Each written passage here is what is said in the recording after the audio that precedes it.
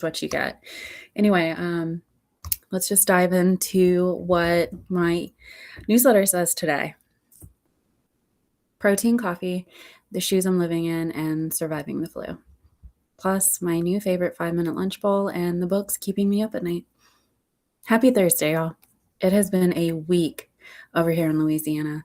My sweet 8-year-old boy, Emerson, came down with the flu, so we spent a good chunk of our weekend at our local pediatric urgent care. Honestly, if you are local, I cannot recommend your local pediatrics on demand enough. They gave him 10/10 care and made a stressful situation so much easier on this mama's heart. He is finally on the mend now, thank goodness. Unfortunately, his older sister came down with it yesterday. In better news, my office, which I am currently sitting in, is officially done. It feels so good to have a dedicated space that feels like me.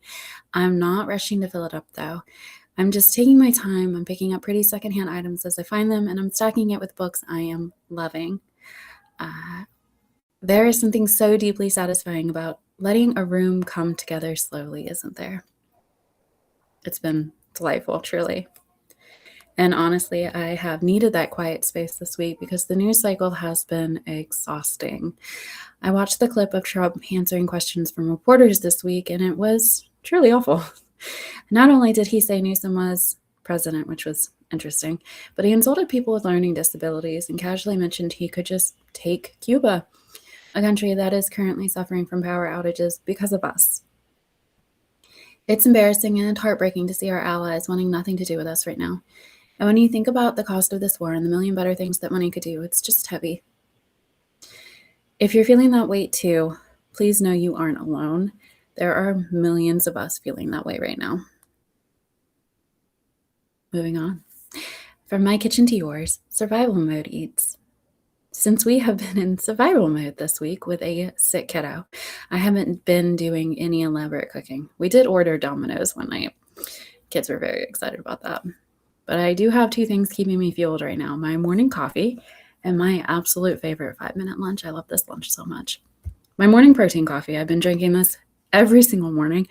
Literally the only reason I am functioning. It is super simple. And obviously you can substitute with whatever you want. Do your own thing. This is just my personal favorite. 1 chocolate Slim Fast shake, 1 cup of Fairlife milk, 2 pump sugar-free toasted marshmallow syrup, 2 shots of espresso.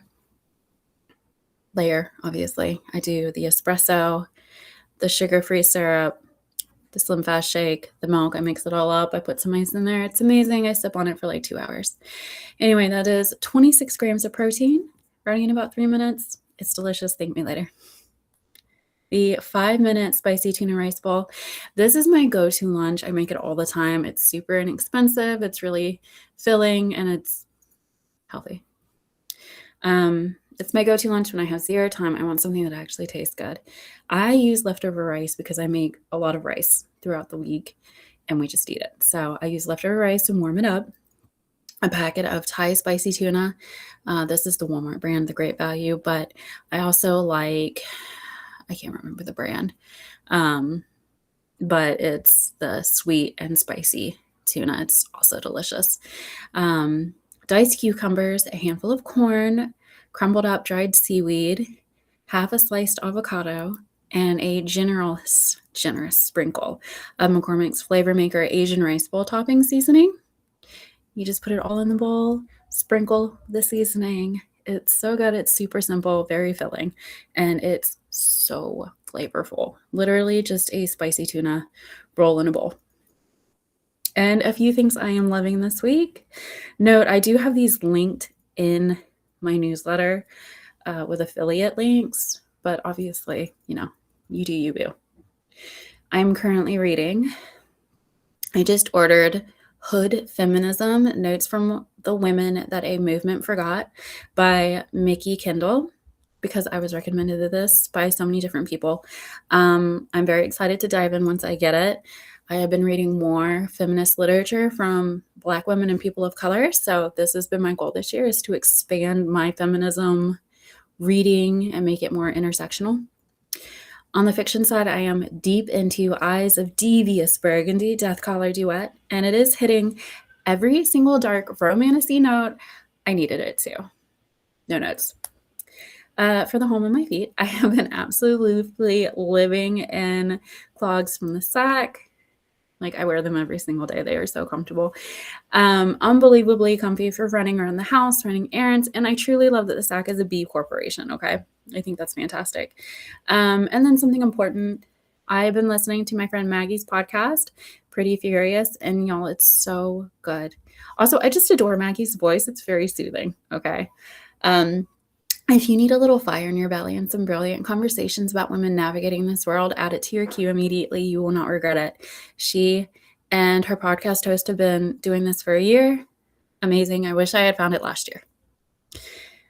Before you go, what is bringing you a little bit of comfort this week? Whether it's a good book, a quiet cup of coffee, or just the fact that it's almost Friday, let me know.